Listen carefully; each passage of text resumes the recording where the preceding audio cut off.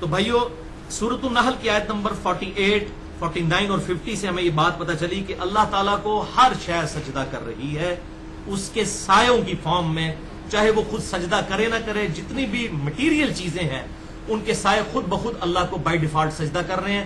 جب صبح کے وقت سورج نکلتا ہے تو اتنی لمبا سایہ ہوتا ہے گویا کہ وہ مغرب کی طرف اللہ تعالیٰ کو سجدہ کر رہے ہیں، اور جب شام کو غروب ہونے لگتا ہے تو گویا مشرق کی طرف وہ اللہ تعالیٰ کو اس کا سایہ سجدہ کر رہا ہوتا ہے. یہ سائے لوٹتے رہتے ہیں. تو یہ فزیکل فینومینا آف نیچر ہے اللہ تعالیٰ کی طرف سے، اور اسی لیے اللہ کو اوبے کر رہا ہے. جہاں پر انسان اور جنوں کو اللہ نے اختیار دیا ہے وہ نماز پڑھے نہ پڑھے، اللہ کو سجدہ کرے نہ کرے، اللہ کو کوئی فرق نہیں پڑتا، لیکن وہ ان کی اپنی مرضی ہے. لیکن پھر بھی اللہ تعالیٰ نے جتنی مٹیریل چیزیں ہیں ان کو بائی ڈیفالٹ اپنے سامنے عاجزی کے طور پر جھکا لیا کہ ان کے سائے اللہ تعالیٰ کو سجدہ کر دیں. تو یہ فزیکل فینومینا آف نیچر ہے، اور اپنی اصل کے اندر ہے کہ مٹیریل چیزیں جتنی بھی ہیں ان کے سائے ایگزسٹ کرتے ہیں، الا یہ کہ یہ بات نص قطعی سے ثابت ہو جائے کہ کسی چیز کا سایہ نہیں ہے. استثناء جب ثابت ہو جائے گا پھر ہم فزیکل فینومینا آف نیچر کو سائڈ پہ کر دیں گے. ہم کہیں گے فزیکل فینومینا آف نیچر قانون قدرت تو یہ ہے، لیکن اس معاملے میں یہ استثناء ہے، ایکسیپشن ہے. اور یہ ایکسیپشن جو بندہ کلیم کرے گا ہمیشہ اس دعویٰ کرنے والے کے اوپر دلیل ہوگی. اس کو آپ مثال سے سمجھ لیجئے. میں نے 3 مثالیں اس کے لیے رکھی ہیں سمجھانے کے لیے، تاکہ یہ پورا مقدمہ آپ صلی اللہ علیہ وسلم کے مبارک سائے کے حوالے سے جو ایگزیجریشن پائی جاتی ہے اس پہ سمجھ آ جائے. مثال کے طور پر میرا پہلا دعویٰ یہ ہے کہ ہمارے محبوب امام کائنات سید الاولین والآخرین شفیع المذنبین رحمت للعالمین سیدنا و مولانا امام اعظم محمد رسول اللہ صلی اللہ علیہ وآلہ وسلم اپنی ان 2 آنکھوں کے ساتھ اپنی پیٹھ کے پیچھے بھی دیکھ لیتے تھے. اگرچہ آپ کے یہاں پر کوئی آنکھ نہیں تھی، لیکن آپ صلی اللہ علیہ وسلم کو ان 2 آنکھوں کے ساتھ 360 ڈگری کا ویژن نظر آتا تھا. یہ میرا دعویٰ ہے، تو اس کی دلیل بھی مجھ پر ہی ہوگی. اب مثال کے طور پر کوئی شخص یہ کہتا ہے کہ جی آپ نے اتنا بڑا دعویٰ کیا ہے فزیکل فینومینا آف نیچر، قانون قدرت تو یہ ہے کہ 180 ڈگری تک ہی مشکل نظر آتا ہے، یہ پیچھے سے 360 ڈگری ویژن تو 2 آنکھوں سے نظر ہی نہیں آ سکتا. تو اب میں اپنے دعوے کے جواب میں اسے یہ کہوں کہ نہیں، تم یہ ثابت کرو کہ آپ صلی اللہ علیہ وسلم پیٹھ کے پیچھے نہیں دیکھ سکتے تھے، تو یہ بالکل میں بےہودہ بات کروں گا اور غیر علمی بات کروں گا، کیونکہ دعویٰ تو میں نے کیا ہے روٹین سے ہٹ کے، دلیل مجھے دینی ہوگی. اس کی بات 100% ٹھیک ہے کہ یہ پاسبل ہی نہیں ہے کہ 180 ڈگری سے پیچھے ویژن نظر آئے، یہ فزیکل فینومینا آف نیچر ہے. اور جب آپ اس میں ایکسیپشن ڈیمانڈ کر رہے ہیں تو پھر دعویٰ کرنے والے کے اوپر دلیل ہوگی. اور ڈاکٹر طاہر القادری صاحب تک بھی یہ بات پہنچے جو لوگوں کو دھوکہ دیتے ہیں اس قسم کی باتیں کر کے کہ جی یہ ثابت کرو کہ حضور نور نہیں ہے. اور پھر لوگ مجھے بھی ای میلز کر رہے ہوتے ہیں، بیچارے پریشان ہوتے ہیں. خدا کے لیے جس کا دعویٰ ہوتا ہے دلیل اس نے پیش کرنی ہوتی ہے، دلیل اس کے اوپر ہوتی ہے. نور نہیں ہے یہ تو قیامت تک نہیں ہم ثابت کر سکتے، یہ ہم سے دلیل کیوں مانگ رہے ہیں؟ جب سورہ بنی اسرائیل کی آیت نمبر 95 میں آیا کہ زمین پر فرشتے آباد ہوتے تو ہم نورانی مخلوق فرشتوں میں پیغمبر بنا کر بھیجتے، انسان آباد ہے تو انسانوں میں آئیں گے. پھر آپ صلی اللہ علیہ وسلم کے حوالے سے کلیئر کٹ آ گیا سورہ بنی اسرائیل کے اندر یہ 95 نمبر آیت میں، اور سورۃ الکہف میں بھی آیا قل انما انا بشر مثلکم. اے محبوب صلی اللہ علیہ وسلم آپ فرما دیجئے کہ انسان ہونے میں میں بھی ایز اے اسپیشیز تمہاری طرح کا انسان ہوں. مرتبے کی بات نہیں ہو رہی ہے، مرتبے میں کسی انسان کو بھی ان کے ساتھ کوئی نسبت نہیں ہو سکتی، انسانیت کو ناز ہے ان پر، یہ تو بالکل معاملہ ہی کچھ اور ہے. تو میں نے جب دعویٰ کیا ہے روٹین سے ہٹ کے کہ آپ صلی اللہ علیہ وسلم کو پیٹھ کے پیچھے دکھائی دیتا تھا، آپ کوئی مجھ سے کہتا ہے کہ جی یہ تو ہو ہی نہیں سکتا، تو دلیل میں نہیں دینی ہوگی، اس بیچارے نے نہیں دینی ہوگی، اس پہ تو ظلم ہے دلیل مانگنا. تو ہاں ہم دلیل دیتے ہیں.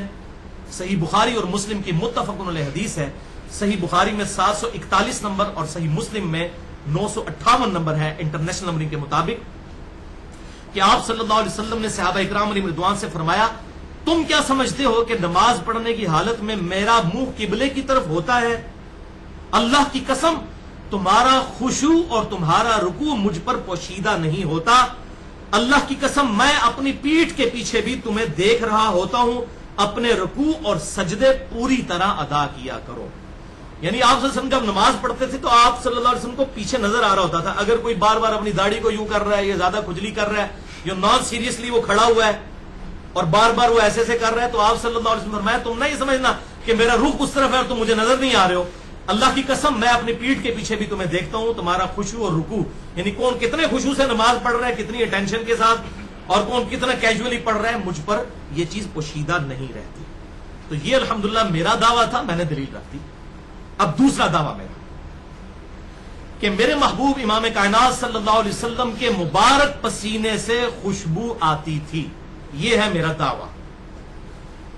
اب کوئی مجھے کہے کہ بھائی یہ تو ہو ہی نہیں سکتا, فزیکل فینومینا آف نیچر تو یہ ہے, قانون قدرت تو یہ ہے کہ پسینے میں سے بدبو آتی ہے, اور آپ اتنا بڑا دعویٰ کر رہے ہیں کہ پسینے میں سے خوشبو آئے گی, میں نہیں مانتا.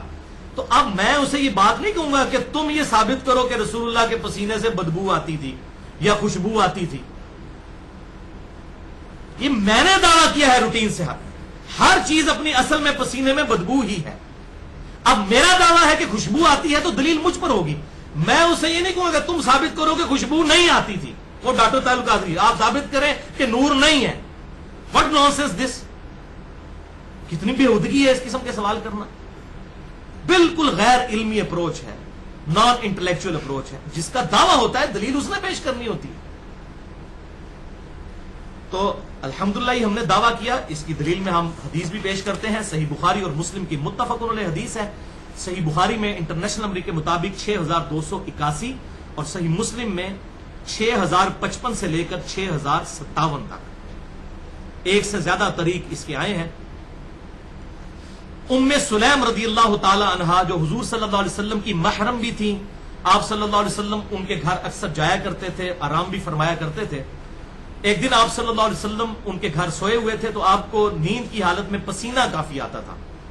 تو ام سلیم نے آپ صلی اللہ علیہ وسلم کے مبارک چہرہ مبارک سے پسینہ جو ہے ایک کھلی شیشی میں جمع کرنا شروع کر دیا, کھلے برتن کے اندر شیشے کا, شیشہ تو قبل از مسیح موجود ہے, اس میں پسینہ جمع کرنا شروع کر دیا. اور ساتھ ہی آپ صلی اللہ علیہ وسلم کے جو بال مبارک تھے, کوئی زلفوں کے جو ٹوٹ کر سائڈ پہ لگے ہوئے ہوتے ہیں, کبھی یہ داڑھی سے بھی کوئی بال جھڑ جاتا ہے, تو وہ بھی چن چن کے بال انہوں نے جمع کرنے شروع کیے. صحیح بخاری 6281 میں یہ پورا ترک موجود ہے. صحیح مسلم 6055 سے لے کر 6057 تک. تو یہ بال مبارک بھی, بلکہ بخاری اور مسلم کی متفق علیہ حدیث ہے, آپ صلی اللہ علیہ وسلم نے حجۃ الوداع کے موقع پر سیدنا طلحہ کو جب اپنا سر مبارک منڈوایا تو آپ صلی اللہ علیہ وسلم نے اپنے مبارک بال دے دیے اور فرمایا صحابہ میں تبرکن تقسیم کر دو. صحیح بخاری میں آتا ہے, انس بن مالک کہتے ہیں اللہ کی قسم رسول اللہ صلی اللہ علیہ وسلم کا ایک بال میرے پاس ہونا دنیا اور جو کچھ دنیا کے اندر ہے اس سے بڑھ کر مجھے محبوب ہے کہ میرے پاس رسول اللہ صلی اللہ علیہ وسلم کا ایک بال مبارک ہو, اس کے بدلے اگر کوئی پوری دنیا کی دولت بھی مجھے دے دینا اس سے بڑھ کر مجھے وہ بال مبارک محبوب ہے. یہ صحیح بخاری میں موجود ہے. تو وہ بال مبارک اور پسینہ مبارک کھلی شیشی میں جمع کر رہی تھی. اسی دوران آپ صلی اللہ علیہ وسلم نیند سے بیدار ہو گیا. آپ نے فرمایا یہ کیا کر رہی ہو؟ تو صحیح مسلم کے الفاظ ہیں 6055 سے 6057 تک. انہوں نے کہا یا رسول اللہ صلی اللہ علیہ وسلم آپ کا پسینہ مبارک بہترین خوشبو ہے, ہم اسے اپنی خوشبو میں ملاتے ہیں اور اپنے بچوں کے لیے اس پسینہ مبارک سے تبرک حاصل کرتے ہیں. تو آپ صلی اللہ علیہ وسلم نے فرمایا تم نے ٹھیک کام کیا. یعنی آپ صلی اللہ علیہ وسلم نے اپنے پسینہ مبارک سے تبرک حاصل کرنا, وہ ظاہر ہے وہ تو صحیح سند کے ساتھ وہ جو چیزیں ثابت ہیں وہ تو تبرک ہے. تو آپ نے فرمایا تم نے ٹھیک کام کیا. اب میرا تیسرا دعویٰ, اب یہ وہ چیز ہے جو اب میں علم کے میدان میں ایٹم بم پھینکنے لگا ہوں, علمی میدان کے اندر. یہ ابھی تک میں نے چیزیں ایکسپوز نہیں کی تھی آن ایئر آن ویڈیو, کہ میرے محبوب صلی اللہ علیہ وآلہ وسلم کے پیشاب مبارک سے بدبو نہیں آتی تھی. اب یہ میرا دعویٰ ہے. اب کوئی شخص میرے سامنے آتا ہے اور مجھے کہتا ہے کہ جی آپ نے اتنا بڑا دعویٰ کر دیا ہے, آپ دلیل پیش کریں, پیشاب سے تو بدبو آتی ہے. تو بھائی میں اسے یہ نہیں کہوں گا کہ تم ثابت کرو کہ بدبو آتی تھی. وہ کہے گا تو فزیکل فینومینا آف نیچر ہے, یہ قانون قدرت ہے کہ پیشاب میں سے بدبو آتی ہے, اس کی جو کیمیکل کمپوزیشن ہی ایسی ہے کہ بدبو آئے گی, اس میں کوئی شک ہی نہیں ہے. تو دلیل میں نے دینی ہوگی. روٹین سے ہٹ کے جو بات کر رہا ہے, استثناء جو پیش کر رہا ہے, ایکسیپشن جو پیش کر رہا ہے, دلیل اس نے دینی ہے. تو ہاں جی ہم پھر دلیل پیش کریں گے. ہماری دلیل وہ اسٹانشنگ حدیث ہے جس کا پہلا حصہ سنن ابی داؤد کے اندر موجود ہے, بالکل صحیح سند کے ساتھ, جسے شیخ زبیر لزئی رحمہ اللہ نے بھی صحیح کہا، شیخ البانی رحمہ اللہ نے بھی صحیح کہا. اس سند کو، اسی سند پہ ایک اور طرق بھی موجود ہے، طریق بھی، وہ انشاءاللہ ہم ڈسکس کرتے ہیں. امام حیثمی نے بھی اس حدیث کو صحیح کہا. وہ سنن ابی داؤد میں انٹرنیشنل نمبر کے مطابق 24 نمبر حدیث ہے شروع کے اندر، کہ آپ صلی اللہ علیہ وسلم کے پاس ایک لکڑی کا پیالہ تھا جو آپ صلی اللہ علیہ وسلم رات کو اپنی چارپائی کے نیچے رکھ کر سوتے تھے، کہ رات کو کبھی نیند میں بیدار ہونا پڑے تو آپ صلی اللہ علیہ وسلم اس پیالے کے اندر پیشاب کیا کرتے تھے. ظاہر اس زمانے میں رات کے وقت باہر نکلنا، کوئی اٹیچ باتھ اور ٹوائلٹس تو ہوتے نہیں تھے، تو باہر نکل کے پیشاب کرنا پڑتا تھا، اور خصوصاً سردیوں کی رات ہو تو بڑا تردد ہے. تو آپ صلی اللہ علیہ وسلم نے ایک پیشاب کے لیے ایک پیالہ بڑا سا لکڑی کا اپنی چارپائی کے نیچے رکھا ہوتا تھا، جس میں آپ صلی اللہ علیہ وسلم رات کو اٹھ کر پیشاب کیا کرتے تھے. اتنی حدیث ہے سنن ابی داؤد 24 نمبر، اور اسی ایگزیکٹ اسی سند کے اوپر. یہی طرق جب آتا ہے، اس کا ایک اور طریق الموجم الکبیر امام طبرانی کی کتاب میں انٹرنیشنل نمبر کے مطابق 527 نمبر، اور سنن کبری البیہقی امام بہقی کی کتاب میں انٹرنیشنل نمبر کے مطابق 13184 نمبر، اور مجمع الزوائد جو ابن حجر اسقلانی المتوفى 852 ہجری کے استاد ہیں، امام حیثمی رحمہ اللہ المتوفى 807 ہجری، انہوں نے مجموع الزوائد میں 14014 نمبر یہ حدیث لی ہے. تینوں اماموں نے یہ حدیث لی ہے، اور امام حیثمی نے اس حدیث کو بالکل صحیح ڈکلیئر کیا. اور چونکہ اس کا طرق ایک اسی سند کے اوپر موجود ہے ابو داؤد میں 24 نمبر، اس کو شیخ البانی بھی صحیح کہتے ہیں، شیخ زبیر لزئی صاحب بھی صحیح کہتے ہیں. اور میں یہ بات بھی آن ایئر کر دوں کہ سب سے پہلے اس روایت کا مجھے شیخ زبیر لزئی صاحب نے جو ہے وہ فون کے اوپر بتایا. آج سے تقریباً 5-6 سال پہلے کی بات ہے. میری فون پہ ان سے بات ہوئی تو مجھے کہنے لگے کہ علی بھائی وہ روایت بالکل صحیح ہے جو سنن طبرانی کے اندر موجود ہے، کہ آپ صلی اللہ علیہ وسلم کے پیشاب مبارک کے حوالے سے میں روایت بیان کر دیتا ہوں. اور الحمدللہ یہ بالکل ڈنکے کی چوٹ پہ، جس نے چیک کرنا ہے وہ ترک جا کے 24 نمبر سنن ابی داؤد کا چیک کر لے، اس کی سند میچ کر لے دوسرے کے ساتھ. وہی سارے راوی موجود ہیں، 2 راوی اس میں ایڈ ہوئے ہیں، اور دونوں راوی ثقہ ہیں. ایک احمد بن حنبل کا بیٹا عبداللہ ہے، اور دوسرا یحییٰ ابن معین ہے جو احمد بن حنبل اور امام بخاری کے استاد ہیں. اور امام احمد بن حنبل کہتے تھے آنکھیں بند کر کے وہ روایت لے لو اس راوی سے جس کو یحییٰ بن معین صحیح کہتے ہیں. جیسے حدیث میں امام بخاری ہیں، اس طرح اسماء الرجال کی فیلڈ میں یحییٰ ابن معین، تو وہ 2 بندے اس میں ایڈ ہوئے ہیں، باقی پوری سند وہی ہے الحمدللہ. یہی روایت آتی ہے کہ آپ صلی اللہ علیہ وسلم کی مبارک چارپائی کے نیچے ایک لکڑی کا پیالہ ہوا کرتا تھا، جس میں آپ صلی اللہ علیہ وسلم رات کو اٹھ کر پیشاب فرمایا کرتے تھے. اور آگے روایت چلتی ہے کہ ام المؤمنین سیدہ ام سلمہ رضی اللہ تعالی عنہا نے شام سے ایک کوئی کنیز منگوائی، جس کا نام ایک طرق میں آتا ہے برہ اور ایک میں آتا ہے برکہ. تو وہ لونڈی جو ہے وہ بالکل نیو کمر تھی، آپ صلی اللہ علیہ وسلم کی کنیز وہاں پر کام کرنے کے لیے گھر میں. اس کو اس بات کا نہیں پتا تھا کہ آپ صلی اللہ علیہ وسلم اس پیالے میں پیشاب کرتے ہیں. ظاہر ہے وہ نیو کمر تھی. تو ایک رات آپ صلی اللہ علیہ وسلم جب اٹھے تو آپ صلی اللہ علیہ وسلم کی چارپائی کے نیچے وہ پیالہ موجود ہی نہیں تھا. تو آپ صلی اللہ علیہ وسلم نے پھر سیدہ ام سلمہ کو آواز دی کہ بھائی وہ میرا پیالہ کہاں گیا؟ تو وہ کنیز کہنے لگی کہ اے اللہ کے محبوب صلی اللہ علیہ وسلم، میں نے تو اس پانی کو پی لیا جو اس پیالے کے اندر موجود تھا. بھائیو، اگر پیشاب کے اندر بدبو ہو تو بڑی دور سے آتی ہے، پھر ایک بندہ منہ کو لگا رہا ہو اور بدبو بھی آ رہی ہو تو پی جائے، بدبو ہے ہی نہیں. آپ صلی اللہ علیہ وسلم انسان ضرور تھے لیکن ہماری طرح کے نہیں تھے بھائیو. آپ کے پسینے سے بھی خوشبو آتی ہے، آپ پیچھے بھی دیکھ لیتے ہیں، بخاری مسلم کی حدیث ہے، آپ صلی اللہ علیہ وسلم نماز کے دوران قدم بڑھایا، فرمایا میں نے جنت دیکھ لی اور میں گوشہ اسے توڑنے لگا. پھر مجھے خیال آیا کہ اللہ تعالیٰ نے ان نعمتوں پہ پردہ رکھا ہوا ہے. تو آپ صلی اللہ علیہ وسلم کو عذاب قبر بھی نظر آ جاتا تھا، آپ صلی اللہ علیہ وسلم کو یہیں بیٹھے ہوئے جنت اور دوزخ بھی نظر آ جاتی تھی. آپ کی تو معاملات ہی بالکل، آپ بشر ضرور ہیں لیکن ہماری طرح کے نہیں ہیں مرتبے کے اعتبار سے، کسی بشر کو ان سے کوئی نسبت ہی نہیں ہے. تو یہ بالکل 2 ڈفرنٹ چیزیں ہیں. آپ صلی اللہ علیہ وسلم کا اشرف المخلوقات ہونا، آپ کا بشر ہونا ہے. بشر نور سے افضل ہے، نورانی مخلوق ہے، فرشتے اس سے افضل ہے بشر. تو آپ صلی اللہ علیہ وسلم کی افضلیت بشریت ہونے میں ہے، نہ کہ نورانی ہونے میں. ہاں نور ہدایت ہے، وہ مسئلہ نمبر 41 میرا سن لیں. آج وہ ٹاپک نہیں، میں اس کو ڈسکس کروں. تو آپ صلی اللہ علیہ وسلم، حدیث ابھی ختم نہیں ہوئی ہے. اس نے کہا یا رسول اللہ میں نے وہ پانی پی لیا. تو آپ صلی اللہ علیہ وسلم نے فرمایا کہ تم نے اپنے اور دوزخ کے درمیان ایک مضبوط حصار قائم کر لیا ہے جس کے پیٹ میں میرا پیشاب چلا گیا. اللہ اکبر کبیرہ والحمد للہ کثیرا وسبحان اللہ بکرۃ واصیلا سبحان اللہ وبحمدہ عدد خلقہ ورضا نفسہ وزنۃ عرشہ ومداد کلماتہ. رسول اللہ کی یہ نسبت تھی کہ آپ صلی اللہ علیہ وسلم کا پیشاب مبارک اندر گیا تو آپ صلی اللہ علیہ وسلم نے فرمایا کہ تم نے اپنے اور دوزخ کی آگ کے درمیان ایک مضبوط قلعہ قائم کر لیا ہے. یہ کام جو کیا تو وہ اس نے انجانے میں ایسا کیا. آپ صلی اللہ علیہ وسلم کبھی اس کو ترغیب نہ دلاتے کہ ایسا کرو, تو اس قسم کی بات نہیں ہے, لیکن یہ آپ صلی اللہ علیہ وسلم کی ایک بہت بڑی پیشاب مبارک کی کوالٹی. اسی طریقے سے خون مبارک کے بارے میں ایک روایت آتی ہے, اس میں محدثین کا اختلاف پایا جاتا ہے, کچھ اسے صحیح بھی کہتے ہیں کچھ غلط بھی کہتے ہیں, لیکن چونکہ اب کچھ محدثین کو صحیح بھی کہتے ہیں وہ بھی بیان کر دیتا ہوں. سنن کبریٰ البیہقی کے اندر یہ موجود ہے. اس سے اگلی روایت یہ 31,184 تھی, وہ 31,185 ہے کہ سیدنا عبداللہ ابن زبیر رضی اللہ تعالیٰ عنہ کہتے ہیں کہ رسول اللہ صلی اللہ علیہ وسلم نے ایک دفعہ پچھنے لگوائے. یہ الحجامہ جو ہم بلڈ سکنگ والا جو طریقہ علاج ہے تو اس کے ذریعے خون نکالا جاتا ہے, تو پچھنے لگائے تو آپ صلی اللہ علیہ وسلم نے مجھے وہ پیالہ دے دیا اور مجھے کہا کہ اسے ایسی جگہ پر دفن کر دینا جہاں پر کوئی نہ انسان اپروچ کر سکے نہ کوئی درندہ اس کو اپروچ کر سکے. انہوں نے وہ خون مبارک لیا اور سائڈ پہ جا کے پی لیا سارا. تو آئے تو آپ صلی اللہ علیہ وسلم فرمایا کہ وہ خون محفوظ جگہ پر چھوڑا ہے. ان کا یا رسول اللہ بڑی محفوظ جگہ پہ چھوڑا ہے. تو حضور کو نا یہ بات جو ہے نا وہ کلک کر گئی. آپ نے فرمایا مجھے لگتا ہے کہ تو نے اس خون کو پی لیا ہے. تو انہوں نے کہا یا رسول اللہ ہاں میں نے وہ خون پی لیا. جس طرح انہوں نے کہا نا میں نے بڑا محفوظ کر لیا. تو آپ صلی اللہ علیہ وسلم نے فرمایا کہ اس خون پینے کی برکت سے یہ ہے کہ میرا کوئی بھی امتی تیرے خلاف اپنے دل میں بغض نہیں رکھے گا.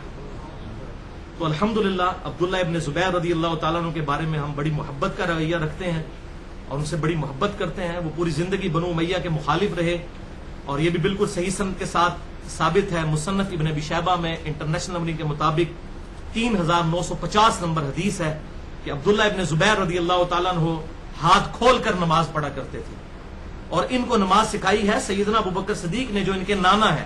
یہ خود صحابی ہیں, حضرت عائشہ کے بھانجے اسما بنت ابی بکر کے بیٹے, حضرت زبیر اشرا مبشرہ کے بیٹے, حضرت ابوبکر کے نواسے. اور ابوبکر صدیق کو نماز کس نے سکھائی؟ نبی صلی اللہ علیہ وسلم. تو سنن البیہقی کے اندر جو لمبی سی وہ روایت آتی ہے رفع الیدین والی کہ عطا بن ابی رباح کو کسی نے رفع الیدین کرتے ہوئے دیکھا تو پوچھا کہ آپ رفع الیدین کیوں کرتے ہیں رکوع میں جاتے وقت اور رکوع سے اٹھتے وقت؟ انہوں نے کہا کہ میں نے بھی یہی سوال عبداللہ ابن زبیر صحابی سے کیا تھا جب میں نے ان کو دیکھا. تو انہوں نے کہا کہ میں نے یہ سوال ابوبکر صدیق سے کیا تھا جب ان کو میں نے دیکھا رکوع میں جاتے وقت اور رکوع سے اٹھتے وقت رفع الیدین کرتے, تو انہوں نے مجھے بتایا کہ نبی صلی اللہ علیہ وسلم بھی ایسا کرتے تھے. یہ بالکل صحیح سند کے ساتھ سنن البیہقی کے اندر موجود ہے. جو میں نے اپنا جو لیکچر ہے مسئلہ نمبر 70B رفع الیدین سے متعلق فرقہ وارانہ نظریات کا تحقیقی جائزہ اس میں بیان کیا. تو عبداللہ ابن زبیر رضی اللہ تعالیٰ عنہ یعنی انہوں نے اس سنت کو بھی زندہ رکھا ہاتھ چھوڑ کر نماز پڑھنے کو. تو جب کوئی صحابی سے عمل ثابت ہو جائے اور کوئی صحابی اسے بدعت نہ کہے غلط نہ کہے تو وہ بھی سنت کی کیٹیگری میں فال کرتا ہے. موقوفاً وہ بھی سنت ہے, ہاتھ باندھ کر نماز پڑھنا بھی اور ہاتھ چھوڑ کر بھی, کیونکہ عبداللہ ابن زبیر نے نماز کا طریقہ ظاہر حضور کو دیکھا بھی ہوا تھا, انہوں نے حضرت ابوبکر صدیق سے سیکھا. تو یہ بھی بالکل صحیح ہے اور ہم اس کے قائل ہیں. ہم نے تو اپنے ریسرچ پیپر پہ لکھ دیا. تو ہم تو عبداللہ ابن زبیر سے بڑی محبت رکھتے ہیں کہ پوری زندگی وہ بنو امیہ کے مخالفین رہے, کیونکہ بنو امیہ کے لوگ جو ہیں وہ زبردستی ہاتھ بندھوا کر نماز پڑھایا کرتے تھے. ان کے مخالفین عبداللہ ابن زبیر مخالفت کرنے والے تھے چونکہ, تو انہوں نے اس معاملے میں اور پھر انہوں نے الحمدللہ تقریباً 8-9 سال کے لیے خلافت بھی قائم کی. سیدنا حسین کی شہادت کے بعد انہوں نے یزید کے خلاف جو ہے وہ علم بلند کیا تھا اور ایک حق کی آواز انہوں نے بلند کی. الحمدللہ ہم ان سے دلی طور پر محبت کرتے ہیں. اب بھائیو, یہ اتنی تمہیدی گفتگو کے بعد نبی صلی اللہ علیہ وسلم کے سائے مبارک کے حوالے سے اگر میں اب یہ دعویٰ کرتا ہوں, میرا جو چوتھا دعویٰ ہے کہ آپ صلی اللہ علیہ وسلم کا سایہ مبارک نہیں تھا. اب مجھ سے کوئی شخص یہ پوچھے کہ بھائی اس کی دلیل پیش کریں, تو میں اسے یہ نہیں کہہ سکتا ڈاکٹر طاہر القادری صاحب کہ آپ دلیل پیش کریں کہ آپ صلی اللہ علیہ وسلم کا سایہ تھا. اور بھائی ہر شے کا سایہ ہوتا ہے. اب آپ کو 3 دلائل سے پتہ چلا, یعنی فزیکل فینومینا آف نیچر, قانون قدرت اپنی اصل میں یہ ہے کہ ہر شے کا سایہ ہے. قرآن کی آیت ہم نے سورۃ النحل 49 نمبر آیت سن لی, ہر چیز کا سایہ موجود ہے. اب میں روٹین سے آپ کے بات کر رہا ہوں کہ نبی صلی اللہ علیہ وسلم کا سایہ نہیں تھا تو دلیل مجھے دینی ہوگی. اب مجھ سے جو پوچھتا ہے جی آپ بتائیں کہ یہ سایہ جو ہے وہ نہیں تھا تو دلیل دے, میں کو نہیں, آپ ثابت کرو کہ سایہ تھا. نان سینس کوسچن ہے بھائی. روٹین سے جو ہٹ کر دعویٰ کرے گا اس نے دلیل پیش کرنی ہوگی. تو الحمدللہ یہ جو میں نے چوتھا دعویٰ کیا ہے یہ 100% باطل اور جھوٹا دعویٰ ہے. قرآن حکیم سورۃ النحل کی آیت نمبر 49 کے بھی اگینسٹ ہے. اور اس حوالے سے میرا چیلنج ہے اس ویڈیو کی وساطت سے ڈاکٹر طاہر القادری سمیت تمام بڑے بڑے سو کالڈ لوگوں کو جو اپنے آپ کو بڑا دعوے دار سمجھتے ہیں اس حوالے سے کہ دنیا کی کسی حدیث کی کتاب میں کوئی ایک روایت بتا دیں. ہم صحیح اور ضعیف کی بات بھی نہیں ابھی کر رہے. مین سٹریم کی اہل سنت کی کسی کتاب میں کوئی ضعیف سند کے ساتھ بھی روایت پیش کریں مین سٹریم کی کتابوں میں سے کہ آپ صلی اللہ علیہ وسلم کا مبارک سایہ نہیں تھا. علامات نبوت پہ پورے چیپٹر موجود ہیں. بخاری میں پورا چیپٹر ہے علامات نبوت کے اوپر, آپ صلی اللہ علیہ وسلم کی نبوت کے دلائل. مسلم میں موجود ہے, ابو داؤد, ترمذی, نسائی, ابن ماجہ. دنیا کی ہر حدیث کی کتاب میں رسول اللہ صلی اللہ علیہ وسلم کے نبی ہونے پر جو دلائل جمع کیے گئے ہیں ان میں سارے آپ صلی اللہ علیہ وسلم کے معجزات موجود ہیں. اور آپ کو یہ کمپائلڈ فارم میں اگر چاہیے تو میری وہ جو ورڈنگ تھی مشکات المصابی کے بارے میں کہ مشکات المصابی از دا انسائکلوپیڈیا آف حدیث, جس میں میں نے پورا لیکچر ریکارڈ کروایا ہے, مسئلہ نمبر 111 بھی مشکات کا مکمل تعارف. تو مشکات کے اندر بخاری اور مسلم, ابو داؤد, ترمذی, نسائی, ابن ماجہ تقریباً 13 کتابوں سے آپ صلی اللہ علیہ وسلم کے سارے بڑے بڑے معجزات اور علامات نبوت ایک جگہ کمپائلڈ فارم میں موجود ہیں. علامات نبوت والا چیپٹر ہے انٹرنیشنل کے مطابق مشکات میں 5852 سے لے کر 5861 تک 10 احادیث, اور معجزات والا چیپٹر ہے 5868 سے لے کر 5943 تک 76 احادیث بخاری, مسلم, ابو داؤد, ترمذی, نسائی, ابن ماجہ سے. یہ تقریباً 86 کے قریب احادیث بن رہی ہیں جو ساری دنیا کی کتابوں سے انہوں نے کمپائل کی ہیں. تو اگر یہ چیزیں موجود ہیں, مشکات کی تیسری جلد میں یہ دونوں چیپٹر موجود ہیں, کوئی نہیں لے کر ہے کہ آپ صلی اللہ علیہ وسلم کا مبارک سایہ نہیں تھا. کسی نے یہ دعویٰ ہی نہیں کیا. اور بھائیو یہ تو اتنا بڑا معجزہ ہوتا کہ یہ سینکڑوں صحابہ رپورٹ کرتے ہیں, کیونکہ باقی معجزات تو آپ کے کبھی کبھی نظر آئے نا. بخاری مسلم میں آتا ہے کہ جہاد کے موقع پر انگلیوں سے پانی کے چشمے جاری ہوئے, روزانہ تو نہیں ہوتے تھے, لیکن یہ سایہ والا معاملہ تو آپ صلی اللہ علیہ وسلم جب زہر پڑھنے آتے تھے, اثر پڑھنے آتے تھے تو صحابہ دیکھتے تھے آپ کو. یہ تو ہزاروں صحابہ سے یہ معجزہ رپورٹ ہونا چاہیے تھا, لیکن حیران کن بات ہے دنیا کی کسی حدیث کی کتاب میں موجود نہیں ہے. اتنا بڑا جھوٹ بول دیا اور شرم حیا تک نہ آئی, اور اس کو رسول اللہ صلی اللہ علیہ وسلم کی عظمت بتایا اپنے زون کے اندر. آپ ڈیفائن کریں گے کون سی چیز آپ کی عظمت ہے کون سی نہیں ہے. تو بھائی پھر ہم آپ کو پھر یہ بات بتاتے ہیں کہ کرسچنز بھی جو حضرت عیسیٰ علیہ السلام کے بارے میں ڈیوینٹی کلیم کر کے ان کو اللہ کا بیٹا قرار دیتے ہیں تو حضرت عیسیٰ کی محبت میں ہی کہتے ہیں, دشمنی میں نہیں کہتے. تو ہم ان کی بھی یہ بات مان لیں. تو جو بات ہے اس کو مانیں گے, جو بات نہیں ہے یہ تواتر کے ساتھ نقل ہونی چاہیے تھی یہ بات ہزاروں صحابہ سے. لیکن یہ ایک روایت الخصائص الکبریٰ 1000 سال بعد جلال الدین سیوطی المتوفی 911 ہجری اس نے یہ روایت پکڑ کے کہیں سے لکھ دی, اور وہ بھی روایت بالکل منقطع روایت لکھی, کسی حدیث کی کتاب میں نہیں تھی. اس کو 1000 سال بعد یہ کہیں سے روایت مل گئی اور اس نے نقل کی اپنی کتاب الخصائص الکبریٰ میں جلد 1 صفحہ 71 پر کہ آپ صلی اللہ علیہ وسلم کا نہ سورج کی روشنی میں سایہ ہوتا تھا نہ چاند کی روشنی میں. اسی سے بھائیوں نے نقل کر کے تو آگے پیش کرنا شروع کر دیا. پہلے اس سند کو تو پڑھ لیں, وہ سند متصل ہی نہیں ہے, وہ تابعی کا قول ہے, زکوان تابعی کا, جس نے حضور کا زمانہ پایا ہی نہیں ہے. نمبر 2, اس کے اندر عبد الرحمن بن قیس متروک کذاب جھوٹا راوی ہے, اس نے یہ جھوٹی روایت گھڑی ہے. تو اصول محدثین پہ یہ تو روایت ہے ہی نہیں ہے, جو اس نے سند بھی بنا کے کہیں سے نقل کر دی. باقی تو حدیث کی ساری کتابیں موجود ہیں. یہ معجزہ تو دنیا کی ہر کتاب میں ہونا چاہیے تھا, کیونکہ یہ تو روزانہ آبزرو ہونے والا معجزہ ہے. عقل بھی کام کرتی ہے, یہ کوئی ایسا نہیں کوئی ایک دفعہ آپ کو کوئی سایہ جو ہے وہ غائب ہوا, یہ تو روزانہ ہی ہوتا ہوگا. اگر یہ ایسی بات تھی تو تواتر سے نقل ہونا چاہیے تھا. دنیا کی کسی حدیث کی کتاب میں اس طرح کی کوئی حدیث موجود نہیں ہے. تو یہ مرسل کی تباہی ہے. اس قسم کی مرسل روایات پھر اور بھی کئی موجود ہیں. 8 تابعین سے یہ موجود ہے روایت مرسل, چھوٹا ہوا جس کا واسطہ ہے کہ رسول اللہ صلی اللہ علیہ وسلم کی زبان مبارک پر قرآن پڑھتے ہوئے بتوں کی تعریف جاری ہوگی ولیعوذ باللہ تعالی. اس قسم کی جھوٹی روایتیں پھر ان کو بھی مانے, شیطان نے یہ پھیلائی ہوئی ہیں. صحیح مسلم کے مقدمے میں ابن مسعود رضی اللہ تعالیٰ عنہ کہتے ہیں بعض اوقات شیطان انسانی شکل میں آ کے جھوٹی روایت بیان کر کے چلا جاتا ہے اور لوگ اس کو آ کے بیان کرتے ہیں. تو پہلے یہ چیک کیا کرو کہ کون بندہ بیان کر رہا ہے, اس کا ماں باپ بھی موجود ہے, کوئی کہیں اس کی اتھینٹسٹی بھی موجود ہے کہ لا پتہ قسم کے اور مجہول قسم کے ان نون لوگوں سے روایتیں لے لی جائیں. تو میں نے اسی لیے پورا ایک لیکچر دیا ہے، مسئلہ نمبر 36، ضعیف الاسناد اور من گھڑت احادیث کے فتنے کا تحقیقی جائزہ، جس میں صحیح مسلم کا پورا مقدمہ جو امام مسلم نے لکھا ہے وہ میں نے پڑھایا ہے، اور 5 ایسی حدیث کی کتابوں سے مثالیں پیش کی ہیں ان جھوٹی اور من گھڑت روایتوں کی اور ضعیف الاسناد روایتوں کی، جن کو اگر ہم مان لیں تو ہمارا بیڑا ہی غرق ہو جائے ہمارے ایمان کا، ولیعوذ باللہ تعالی، اگر ہم جھوٹ اور سچ میں فرق نہیں کریں گے۔ تو اب بھائیو یہ بالکل باطل دعویٰ ہے، دلیل ان کے پاس کوئی نہیں ہے۔ اب میں آف دا وے جا کے میں دلیل پیش کرتا ہوں کہ آپ کا سایہ تھا، حالانکہ میرے پہ دلیل ٹیکنیکلی کوئی نہیں ہے، کیونکہ جو روٹین سے ہٹ کے بات کرتا ہے اس کو پیش کرنی ہے۔ ہم تو روٹین کی، ہمارے لیے دلیل وہی ہے، سورۃ النحل آیت نمبر 49، کہ ہر شے کا جو ہے وہ سایہ ہوتا ہے اور وہ اللہ کو سجدہ کرتا ہے۔ اب روٹین سے ہٹ کے میں آپ کو 3 حدیثیں پیش کرتا ہوں۔ نمبر 1، المستدرک للحاکم میں انٹرنیشنل نمبر کے مطابق 8408 نمبر حدیث ہے، جسے امام ذہبی نے بھی صحیح کہا، امام حاکم نے بھی صحیح کہا، صحیح سند کے ساتھ ہے، اور صحیح ابن خزیمہ میں 892 نمبر ہے، کہ آپ صلی اللہ علیہ وسلم فرماتے ہیں رات کے وقت آپ صلی اللہ علیہ وسلم اٹھے، آپ نے نماز پڑھی اور نماز کے دوران ایک ایسا عمل کیا کہ صحابہ کہتے ہیں ہم نے آپ کو ایسا عمل پہلے کرتے ہوئے نہیں دیکھا، کہ آپ نماز کی حالت میں آپ تھوڑا سا آگے بڑھے اور آپ نے اپنا ہاتھ بلند کیا، پھر آپ پیچھے ہٹے، تو آپ صلی اللہ علیہ وسلم نے فرمایا کہ ہاں ایسا ہی ہے، ہوا یوں کہ نماز پڑھنے کے دوران اللہ نے مجھے جنت دکھائی اور میں نے ارادہ کیا کہ جنت سے ایک گوشہ توڑ لوں فروٹ کا، تو پھر اللہ تعالیٰ کی طرف سے وحی کی گئی جنت کو کہ پیچھے ہٹ جاؤ، ابھی یہ جنت کی نعمتیں دنیا میں نہیں لی جا سکتی، اس کے لیے مرنا شرط ہے، تو جنت مجھ سے پیچھے ہٹ گئی۔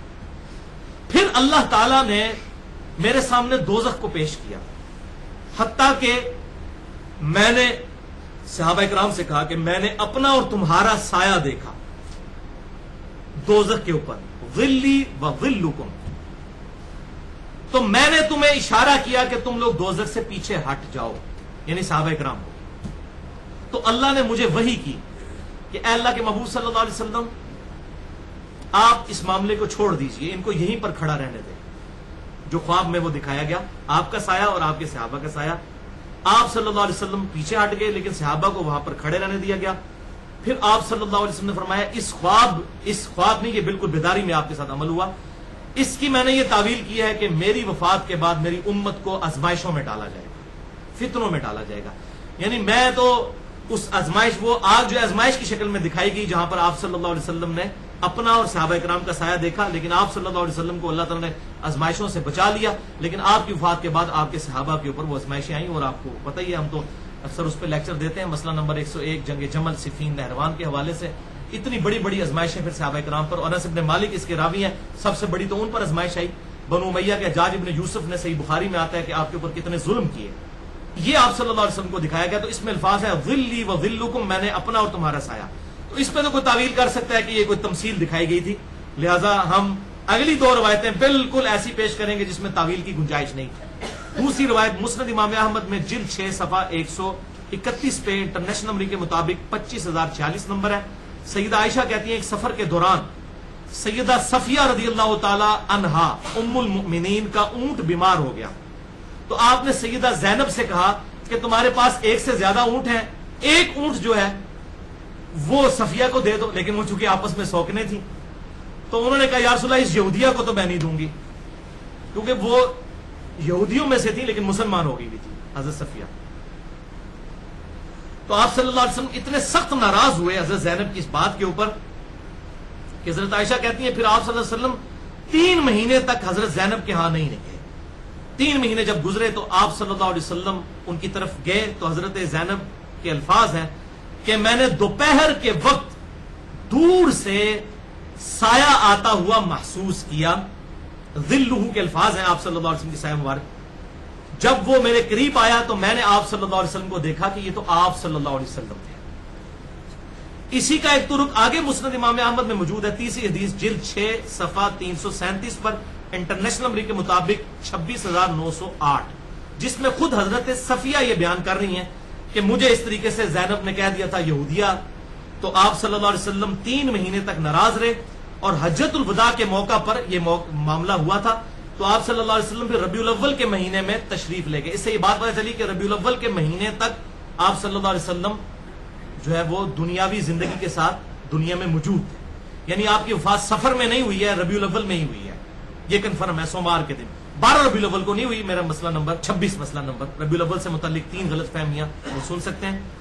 تو آپ صلی اللہ علیہ وسلم اپنی وفات والے مہینے 3 مہینے کے بعد ناراض ہونے کے بعد حضرت زینب کے پاس آئے تو حضرت زینب کے الفاظ دیکھیں، میں نے دور سے کسی مرد کا سایہ آتے ہوئے محسوس کیا، مرد کا۔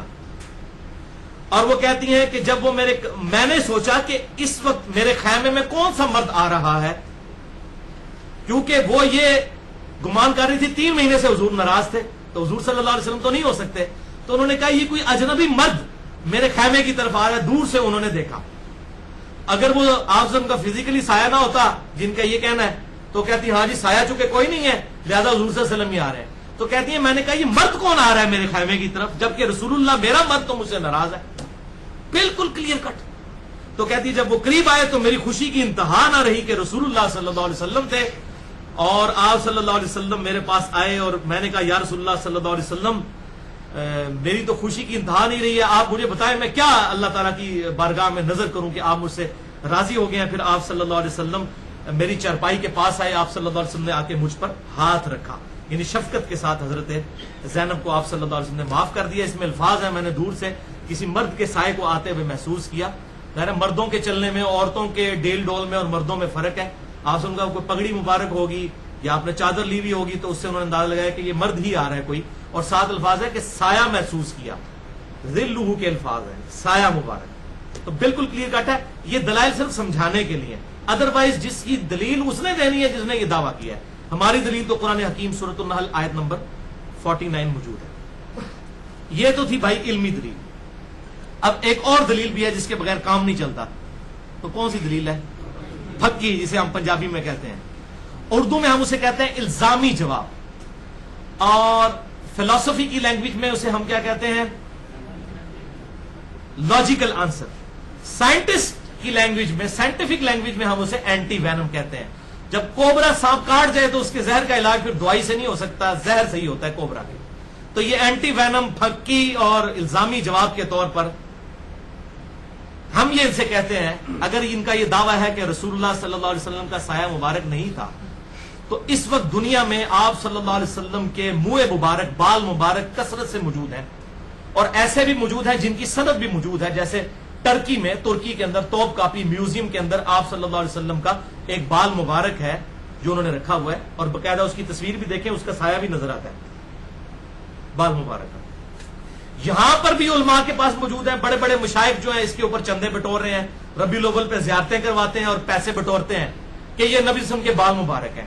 For the sake of argument ہم ایگری کرتے ہیں، اور ہم نے تو پہلے بیان کیا، بخاری مسلم میں موجود ہے، حضرت طلحہ کو آپ صلی اللہ علیہ وسلم نے حجۃ الوداع کے موقع پر حلق کروا کے اپنے بال دیے، تبرکم تقسیم کیے، صحابہ کے پاس ہوتے تھے، بالکل موجود ہیں، ہم نہیں انکار کرتے۔ تو آپ کا یہ دعویٰ ہے آپ صلی اللہ علیہ وسلم کے بال مبارک ہیں، تو آپ بھائی پھر میڈیا کے سامنے اسے پیش کریں، جیو والوں کو بلائیں، اے آر وائی والوں کو بلائیں، آج والوں کو بلائیں، ایکسپریس والوں کو بلائیں، یہ بڑے بڑے میڈیا چینلز کو بلائیں، بی بی سی کو، سی این این کو بلائیں، پوری دنیا کو مسلمان کریں یہ معجزہ دکھا کے کہ یہ دیکھو آسم کے بال مبارک ہیں، اس کو ہم بلب کے نیچے رکھ رہے ہیں، اس کا سایہ نہیں پڑ رہا، یہ ایسی فزیکل چیز ہے جو بہت بڑا معجزہ ہے، تو فوراً کی بھوک نکل جائے گی، ان کو بھی پتہ سایہ ہے۔ تو اگر یہ آپ کا بال مبارک ہے تو اس کا سایہ نہیں ہونا چاہیے۔ اگر خدا نہ خواستہ کوئی یہ کہتا ہے کہ آپ کی وفات کے بعد یا آپ کے جسم سے جب بال ہٹ گئے تو اس کی برکتیں ختم ہو گئی ہیں، تو وہ اپنے ایمان کی فکر کرے، اس کی برکتیں اسی طرح موجود ہیں۔ اس کی دلیل اب ہم آپ کو دیتے ہیں کہ آپ کی زندگی مبارک میں آپ کے جسم سے اگر بال جڑا ہو تب بھی برکت والا ہے، اگر وہ ٹوٹ جائے تب بھی وہ برکت والا ہے۔ صحابہ کرام اس سے توسل اور وسیلہ اختیار کیا کرتے تھے۔ اس کے ثبوت میں صحیح بخاری میں انٹرنیشنل نمبر کے مطابق 5896 نمبر حدیث ہے، ام المؤمنین ام سلمہ رضی اللہ تعالی عنہا کے پاس رسول اللہ صلی اللہ علیہ وسلم کے مبارک بالوں کا ایک گچھا تھا۔ یہ میں کوئی سٹوری بک نہیں پڑھ رہا، صحیح بخاری 5896، جو انہوں نے ایک چھوٹے سے شیشی میں رکھا ہوا تھا، اور جب کبھی بھی کوئی شخص بیمار ہو جاتا یا اسے نظر لگ جاتی تو وہ اپنا پانی کا برتن ام سلمہ کو بھیجتا، تو وہ مبارک بالوں والی شیشی اس میں ڈبو کے ہلا کر دیا کرتی تھی مریضوں کی شفا کے لیے۔ بال مبارک جسم سے ہٹ چکے ہیں، تو یہ بدبخت جن کے یہ جھوٹے دعوے ہیں نا، ان سے پوچھے بال مبارک ہٹے ہوئے آج بھی ان کا فیض موجود ہے۔ اگر سایہ مبارک نہیں تھا ان بالوں کا نہیں ہونا چاہیے، یہ ان کی موت ہے۔ اپنے سارے مرے ہوئے بزرگوں کو بھی اگر بلا سکتے ہیں for the sake of argument بلا لیں، اور جتنے زندہ ہیں ان سب علماء کو جمع کریں، میری اس پھکی کا جواب دیں، یا پھر یہ پھکی لے کے اپنا ہاضمہ درست کریں اور یہ غلط لوگوں کو عقیدہ نہ بتائیں، بال مبارک کا سایہ دکھائیں۔ اسی طریقے سے یہ تو بال مبارک کی بات ہو رہی ہے، آپ صلی اللہ علیہ وسلم کے وہ جسم کا ٹکڑا تھا، آپ صلی اللہ علیہ وسلم کے جسم پہ جو کرتا آتا تھا جو جسم کا حصہ نہیں تھا الگ سے تھا، اس کے بارے میں صحیح مسلم میں انٹرنیشنل نمبر کے مطابق 5409 نمبر حدیث ہے۔ اسما بنت ابی بکر کہتی ہیں حضرت عائشہ جب فوت ہونے لگی ان سے میں نے رسول اللہ کا ایک کرتا لے لیا جو آپ صلی اللہ علیہ وسلم پہنا کرتے تھے، سرخ رنگ کا وہ کرتا تھا دھاری دار، اور آپ صلی اللہ علیہ وسلم اسے پہنا کرتے تھے، اور ہم اس کرتے کو پانی میں بھگو کر اس کا دھون مریضوں کو شفا کے لیے پلاتے ہیں۔ تو آپ کے تبرکات کا توسل تو آج تک قائم ہے۔ تو اگر ان کا یہ دعویٰ ہے کہ منہ مبارک ہیں ان کے پاس، اور واقعی ہے، جیسا کہ توپ کاپی میوزیم کو تو میں کہتا ہوں کہ بالکل وہ صحیح سند کے ساتھ مسلمان حکمرانوں نے ٹرانسفر کی ہیں وہ چیزیں جو میوزیم کے اندر موجود ہیں، ان کے سائے تو موجود ہیں، چلے ان کے بزرگوں کو کہ لائیں نا بال مبارک رکھے سامنے، بی بی سی کو، سی این این کو بلائیں، جیو والوں کو بلائیں، ایئر وے والوں کو، آج ٹی وی والوں کو، سب کے سب لوگوں کو یہ اپنا کرشمہ دکھائیں۔ میں کہتا ہوں غیر مسلم بھی کروڑوں کی تعداد میں مسلمان ہو جائیں گے اتنا بڑا زندہ معجزہ دیکھ کے۔ یہ ایسا ہے ہی نہیں ہے معاملہ، ایم ہی جھوٹ کیا ہوا ہے۔ تو یہ تھی پھکی، انشاءاللہ اب ان کا ہاضمہ درست ہو جائے گا۔ تو ڈاکٹر طاہر القادری صاحب کی اصلاح کے لیے بھی یہ کافی ہے۔ تو آپ صلی اللہ علیہ وسلم کے اتھینٹک جو تبرکات کا فیض آج تک جاری ہے، اور اس میں نے پورا لیکچر بھی دیا ہے، مسئلہ نمبر 43 وسیلہ اور توسل کے صحیح احکام و مسائل۔ اب رہا نور بشر والا مسئلہ تو وہ اس کے اندر خود بخود ہی حل ہو گیا، مجھے آگے کوئی اس میں ورڈکٹ دینے کی ضرورت نہیں، باقی جسے شوق ہو تو مسئلہ نمبر 41 دیکھ سکتا ہے، نور من نور اللہ وحدت الوجود اور علم الکلام، اہل سنت پاک.com پر۔ تو اصولی بات سمجھ لیجئے، آپ صلی اللہ علیہ وسلم کے حوالے سے جو بھی دعویٰ روٹین سے ہٹ کے کیا جائے گا اس کے دعویٰ کرنے والے پر دلیل ہوگی، نہ کہ جو انکار کرے گا اس کے اوپر دلیل ہوگی۔ آپ صلی اللہ علیہ وسلم بشر بھی ہیں، آپ صلی اللہ علیہ وسلم نور ہدایت بھی ہیں، لیکن آپ کی سپیشیز جو ہے وہ بشر والی ہے، نورانی نہیں ہے۔ آپ نور ہدایت ہیں، الحمدللہ سراجم منیرہ ہیں، اور اس میں میں نے کئی احادیث بیان کی ہیں آپ صلی اللہ علیہ وسلم کی نور ہدایت ہونے کے حوالے سے اور آپ صلی اللہ علیہ وسلم کے فیض پہنچنے کے اعتبار سے۔ اللہ تعالیٰ سے دعا ہے جو حق بات میں نے کہی اللہ تعالیٰ ہمارے دلوں میں راسخ فرمائے، اگر جس بات میں میرے منہ سے کوئی غلط بات نکل گئی تو اللہ تعالیٰ ہمارے دلوں سے محو کر دے، ہمیں کتاب و سنت کی تعلیمات پر عمل کر کے دوسرے بھائیوں تک پہنچانے کی توفیق عطا فرمائے۔ سبحانک اللہم و بحمدک، اشہد ان لا الہ الا انت، استغفرک و اتوب الیک، وما علینا الا البلاغ المبین۔